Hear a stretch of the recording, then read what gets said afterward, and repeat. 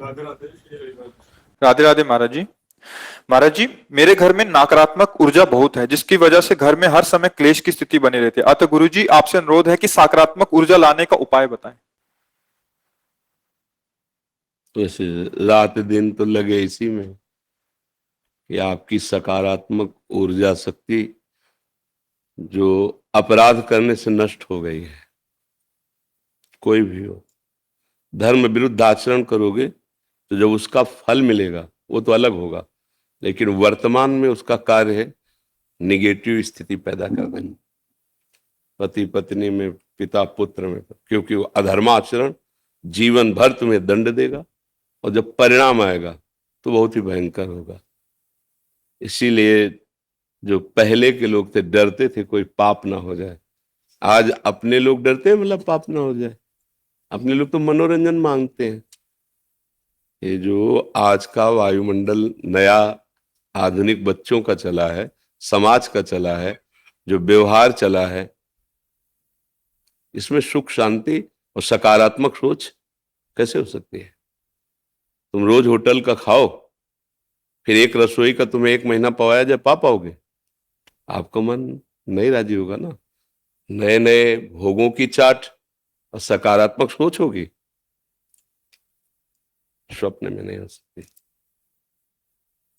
संभलना बहुत कठिन है, समय बहुत विचित्र है।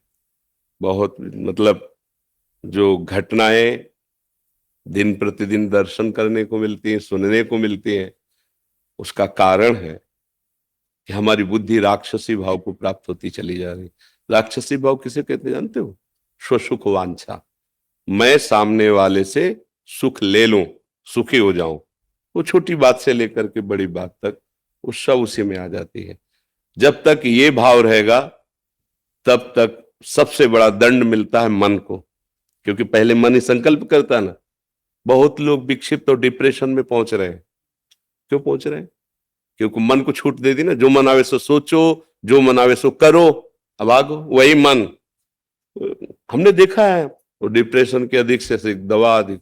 अब हम भी अंदर से कि यार क्या इसको किया जा सकता है, कैसे संभाला है?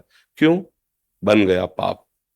अब वो मन में ही सवार होकर रात दिन तुम्हें रौंद रहा है। बाहर से डंडा थोड़ी चलता है, कर्मों का डंडा तो पहले अंदर चलता है। अब आचरणों की पवित्रता नहीं तो सकारात्मक सोच कहां से आवे? आस्तिकता की नींव ही हिल गई तो सकारात्मक सोच किसमें बने? आप देखो, इसमें देखा है छाती के अंदर अगर इतनी भी त्रुटि है ना शास्त्र विरुद्ध, तो भय और घबराहट पैदा हो गई। लाख समझा रहे हैं उसको कि नहीं इतना तो चलेगा, नो नहीं, क्योंकि मान लो पवित्र मन है ना, वो इतनी भी बात में भय और घबराहट पैदा कर, तब लगता है ये लोग कैसे जीते हैं जो पूरी खुली छूट है मन को, और ये मुस्कुराते हैं। कैसे मुस्कुरा सकते हो? आंख में इतना जरा सा तिनका गिरे तो कष्ट देता है ना, और वही तिनका पीठ में गिरे तो कष्ट नहीं देता है।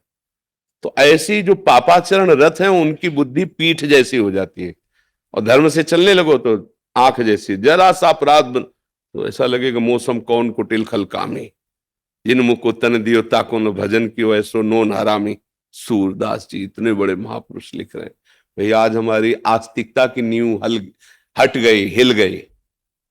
भोजन कैसा पाया जा रहा है और आचरण कैसे? जैसे अपने बच्चों को देखे ना गलत तो पिता माता को गुस्सा नहीं लगती, ऐसे अपने समाज के आचरण देख के गुस्सा लगती। पर मेरे हाथ में कुछ नहीं, मैं केवल सोच सकता हूं और वाणी के द्वारा आपको बता सकता हूं, पर आप चलोगे तभी सुख शांति को प्राप्त होगे। क्या व्यभिचार करने वाला कभी सकारात्मक सोच का हो सकता है? जितने बड़े बड़े नृशंस हत्याएं सुन रहे हो वो केवल सुसुख वांछा का भूत चढ़ा हुआ है, और ऐसे ऐसी हत्याएं ऐसे ऐसे पापाचरण करते हैं। सकारात्मक सोच आएगी। जो अपने पति में भगवान नहीं देखती है वो सकारात्मक सोच घर में पैदा कर लेगी।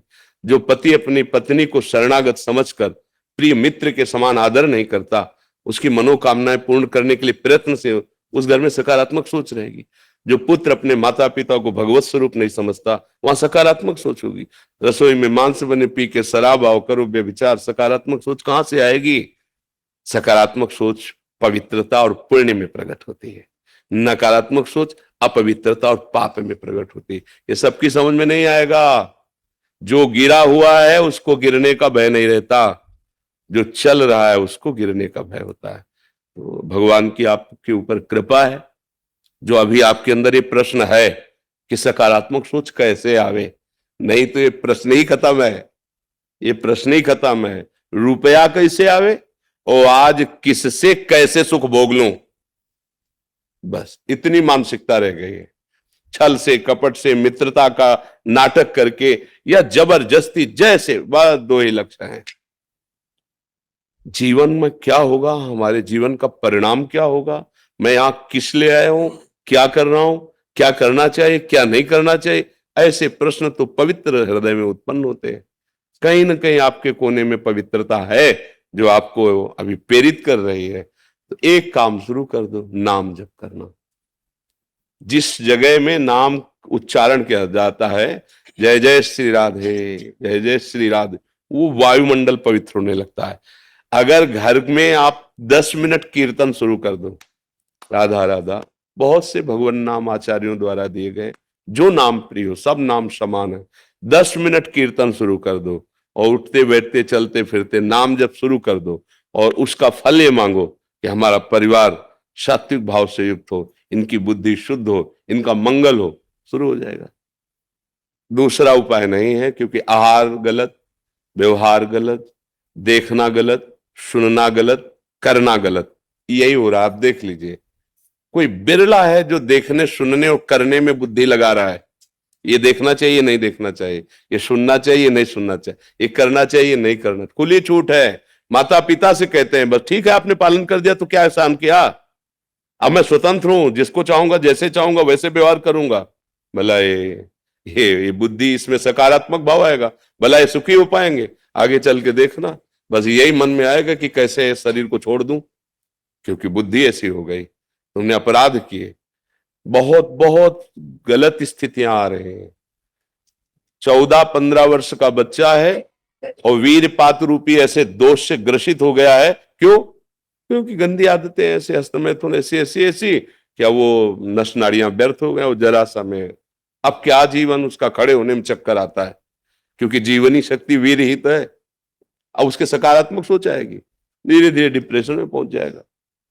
इसलिए भाई प्रार्थना है, नाम कीर्तन अपने घर में करो, जितना हो सके पवित्र आहार करो, गंदे दृश्य मत देखो, गंदी बातें मत करो, गंदे आचरण मत करो, तो ये जीवन भी सुखी रहेगा और परलोक भी सुखमय रहेगा।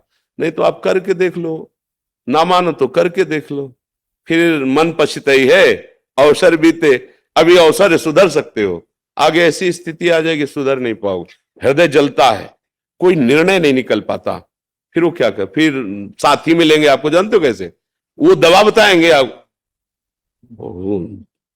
अब रिलैक्स एक मन गया रिलैक्स, अब ऐसे गंदे गंदे आचरणों में बढ़ावा देने वाले आज मित्र मिलेंगे, आज बैठाल कर सत आचरण में चलाकर तुम्हें परमानंद प्रदान करने वाले नहीं मिलेंगे, वो भगवान की कृपा से मिलते हैं।